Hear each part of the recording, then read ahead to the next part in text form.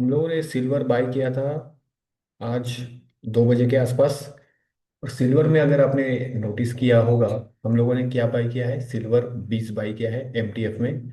जो यहाँ पर आपको क्लियर दिखेगा, एक ब्रेकआउट हुआ था और उसका रिटेस्ट हो रहा था, वहां पर हम लोगों ने एंट्री की। अब इस वीडियो में सबसे इंपॉर्टेंट चीज, हमेशा की तरह टेक्निकल्स की बात कम होगी, माइंडसेट की बात सबसे ज्यादा होगी। और ये बहुत इंपॉर्टेंट वीडियो है जो अभी लाइव ट्रेड में हमारे दिख रहा है, इसके लिए मुझे शेयर करना बहुत ज़रूरी समझा, इसके लिए शेयर कर रहा हूँ। ये जो चीज़ शेयर कर रहा हूँ ना, ये सीखने से नहीं आती या किसी के सिखाने से नहीं आती, खुद से समझ में आ जाता है। जैसे सिल्वर 20 क्यों बाई किया, फिर अगर सिल्वर को ऊपर जाना था तो फ्यूचर तो बहुत सबसे बेस्ट था, हम लोगों ने उसको क्यों बाई नहीं किया, उसको समझते हैं। सिल्वर के एमसीएक्स के चार्ट पर आ जाते हैं और आपको बहुत इजी से दिखेगा यहाँ पर। का ही चार्ट है ये। और अगर मैं यहाँ पर सपोर्ट मार्क करूँ तो ये देखो, ये एग्जैक्ट यहीं से बाउंस हुआ है। और अभी हमारे बाइंग से ये 7-8 हज़ार पॉइंट्स ऊपर आ गया है। लेकिन हम लोगों ने फ्यूचर बाई नहीं किया है, हम लोगों ने 20 बाई किया है, ठीक है, जो जिसका प्रॉफिट हमें कल गैप अप में दिखाई देगा। तो ये सिंपल था, यहाँ पर आप देखोगे। और फ्यूचर चार्ट में भी आपको दिख रहा है कि बहुत सिंपल था कि यहाँ पर बाई कर सकते थे और आराम से ट्रेड ऊपर। लेकिन सिंपल दिख रहा है ना, तो उतना सिंपल तो है ही नहीं। ये जो पॉइंट है, आप ये ब्रेकआउट पॉइंट है 22 जुलाई का, ठीक है। और ये है 5 अगस्त का, 2 दिन को याद रखना है, 22 जुलाई और 5 अगस्त रिटेस्ट। अब 22 जुलाई का हाई देख लेते हैं ग्लोबल चार्ट पर, कौन सा आ रहा है, ये आ रहा है ये, ठीक है। और 5 अगस्त, ये देखो ये, इसका मतलब क्या हुआ कि सपोर्ट जो एमसीएक्स में यहाँ पे सपोर्ट हुआ है, वो अभी तक वो टच नहीं किया था ग्लोबल चार्ट में। अभी तक वहां पर सिल्वर आया ही नहीं था। तो यहाँ पर आप थोड़ा इनडिसिसिव मूवमेंट में आ जाते हो कि बाई करे या ना करे फ्यूचर में, ठीक है। यहाँ पर क्लियर समझ में आ रहा था कि ये एग्जैक्ट बाइंग जोन है। एमसीएक्स में भी आपको समझ में आ रहा है कि एग्जैक्ट यहीं पर बाई कर सकते हैं और ये स्टॉप लॉस लगा सकते हैं और ऊपर जाएगा। लेकिन अगर हम ग्लोबल को देखेंगे तो हम लोगों को दोनों को साथ में देखना पड़ता है। दूसरे का प्राइस एक्शन अलग है तो हम उस ट्रेड में एंट्री नहीं कर सकते। और जहां पर आपका कॉन्फिडेंस या कन्विक्शन कम हो जाए या जहां पर डाउट आ जाए, वहां पर रिस्क लेना नहीं होता है, क्योंकि अब हम जब भी ट्रेड करते हैं उसका लॉजिक होना चाहिए।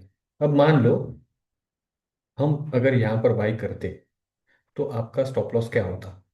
बहुत सिंपल है, हम पहले स्टॉप लॉस डिसाइड करते हैं। अगर ये स्टॉप लॉस अगर यहाँ पर बाई किया तो बाय डिफॉल्ट यही स्टॉप लॉस होगा जो प्रीवियस लो होता है, ठीक है। अब ये अगर स्टॉप लॉस है तो, लेकिन ये तो सपोर्ट भी है, इसका मतलब क्या हुआ, ये स्टॉप लॉस लॉजिकल नहीं है। आपकी एंट्री तो आप वो कह रहे हो कि परफेक्ट है, तो लेकिन स्टॉप लॉस कहाँ पर जेन्युइन है, ये जेन्युइन स्टॉप लॉस नहीं है, ये तो इलॉजिकल स्टॉप लॉस है। स्टॉप लॉस आपका सपोर्ट हो ही नहीं सकता, क्योंकि प्राइस यहाँ से भी बाउंस करेगी। अगर प्राइस यहाँ पर टच होगी, आप एग्जिट मारोगे, लेकिन प्राइस यहाँ से बाउंस हो सकती है। इसका मतलब क्या हो गया, सपोर्ट ये भी है, सपोर्ट ये भी है। और अगर आप नीचे देखोगे तो सपोर्ट ये भी है और अनटेस्टेड सपोर्ट ये भी है, क्योंकि रिटेस्ट सिर्फ इसका हुआ था, रिटेस्ट इसका नहीं हुआ है, इसका नहीं हुआ है, इन दोनों का हो चुका है। इसका मतलब क्या है, प्राइस यहाँ से यहाँ भी आ सकती है, यहाँ से यहाँ भी आ सकती है, यहाँ से यहाँ भी आ सकती है। तो अगर हम यहाँ पर एंट्री करें, मान लेते हैं हमने यहाँ पर फ्यूचर बाई किया, ठीक है, और हमें कंफ्यूजन है कि प्राइस यहाँ पर भी जा सकते, तो पहला सपोर्ट देखो 3% डाउन में है। इसका मतलब क्या है, ये ट्रेड में आप एंट्री करोगे, मार्केट आप निकल नहीं पाओगे। समझ रहे हो, निकल नहीं पाओगे। 3% लॉस में है, आपको सपोर्ट दिखेगा।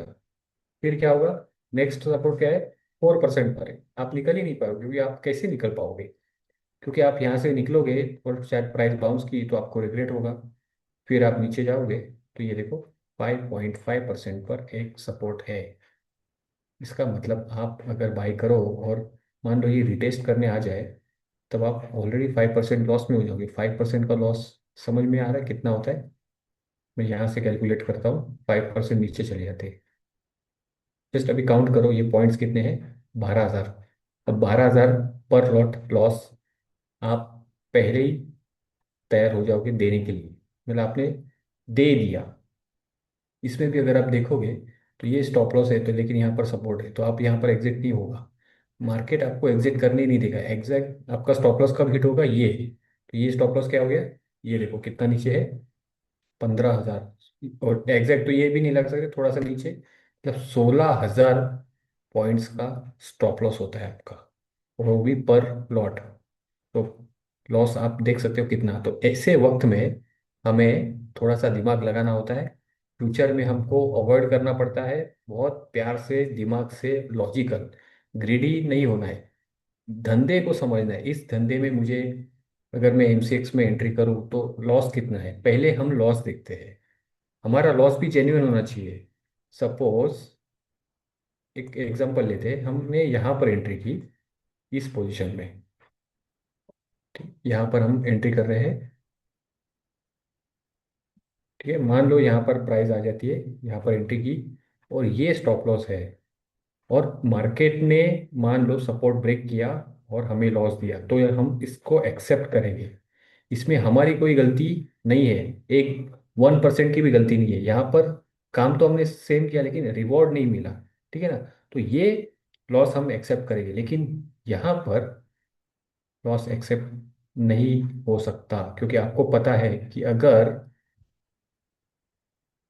ये यहाँ से रिटेस्ट करने आ जाए तो ऑटोमेटिकली फ्यूचर भी डाउन होगा हमारा, और यहाँ तक आ जाएगा जो जहाँ पर जेन्युइन बाइंग है। तो ये ऑलरेडी हम इतना लॉस देने के लिए पहले रेडी हो गए, तो वो आप लॉस एक्सेप्ट नहीं कर पाओगे, और पोजीशन क्या है ना, लॉस में चली जाती रहेगी, और फ्रस्ट्रेशन, इरिटेशन बढ़ता है। ये हमेशा ध्यान रहना है। जब हम एंट्री करें तो हमें इरिटेशन नहीं होना चाहिए, फ्रस्ट्रेशन नहीं होना चाहिए कि यार ये गलत एंट्री कर दी, पता था तो भी गलत एंट्री कर दी। यहाँ पर आ जाए, बिंदास बाई करो, जितना क्वांटिटी लेना है उतना लो, कोई दिक्कत नहीं। लॉस होगा, एक्सेप्ट होगा। यहाँ पर वो सोने नहीं देगा आपको ओवर ट्रेड, वो नेक्स्ट ट्रेड्स में भी परेशान करेगा, क्योंकि आपको पता था कि ये हो सकता है, ये हो सकता है, फिर भी आपने एंट्री कर दी। अब क्या है ना, ये चल गया तो आपको खुशी होगी, लेकिन मान लो ये देखो, ये हवे में था, इसको मैं हटा दूँ, ये देखो, इस वक्त जब हमने एंट्री की थी इस कैंडल पर, तो आप सोचो कि आप हवे में आपने ग्लोबल मार्केट में बाई कर दिया सिल्वर, और फिर कैसा लगेगा जब वो नीचे आएगा। तो एक्चुअल जेन्युइन ट्रेडिंग इसमें ये थी कि यहाँ पर आ जाए और ये स्टॉप लॉस लगे तो वो ऊपर जाए, लेकिन ग्लोबल में पहले ही रिवर्स हो गया है। एमसीएक्स में वहीं से हुआ है, नीचे भी आ सकता था तो और अच्छी एंट्री मिल जाती थी। तो बेटर ऑप्शन हमारे पास अवेलेबल है, तो हम क्या करते, बीज में एंट्री करते जहाँ पर लॉस कम हो जाएगा, यहाँ पर एग्जिट मिल जाएगा। आप यहाँ पर ऐड भी कर सकते हो, है ना। बीज तो जीरो होनी होना नहीं है, इसकी कोई लिमिटेशन नहीं है, फ्यूचर की लिमिटेशन है।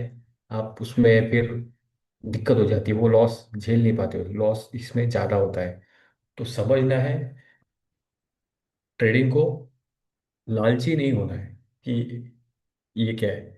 अगर यहाँ पर होता तो मैं आंख बंद करके अनलिमिटेड लॉट्स ले लेता, जितनी मेरी कैपेसिटी है उतनी, और आपको भी कहता कि बिंदास बाय करो। लेकिन ऐसे सिचुएशन में नहीं, जहाँ पर सपोर्ट दूर हो, तो जहाँ पर कह रहा हूँ ना, रिपीट, कि पैसा नहीं देखना है भाई, काम देखना है, हम काम कैसा कर रहे हैं। पैसे को अगर आप बार बार आप देखोगे तो पैसा आएगा ही नहीं। मेरे हर एक वीडियो में मैंने कहा है। अब यहाँ पर देखो, मैंने टेक्निकल्स की बात नहीं की है, दिमाग की बात की है, कि क्या दिमाग लगाया आपने, कि अगर मैं यहाँ पर होता तो फ्यूचर बाई करता, लेकिन ये बीच में से रिवर्स कर रहा है तो मैं क्या करूँगा, बीस बाई करूँगा, क्योंकि बीस में मुझे नीचे जाने के लिए चांस मिलेगा कि मैं ऐड कर पाऊँ। ठीक है ना, बीस में ज़्यादा मूवमेंट होती नहीं है, इतना भी नहीं पैनिक देगा। मूवमेंट होती है लेकिन इतना पैनिक नहीं देगा कि वो आपको लॉस झेल ना पाओ। लेकिन फ्यूचर, जैसे कि मैंने कैलकुलेशन हम लोगों ने किया, कि ये 16,000 का आपको झटका पर लॉट देके चले जाता। तो धंधे को समझ के ट्रेड करना है। Thank you.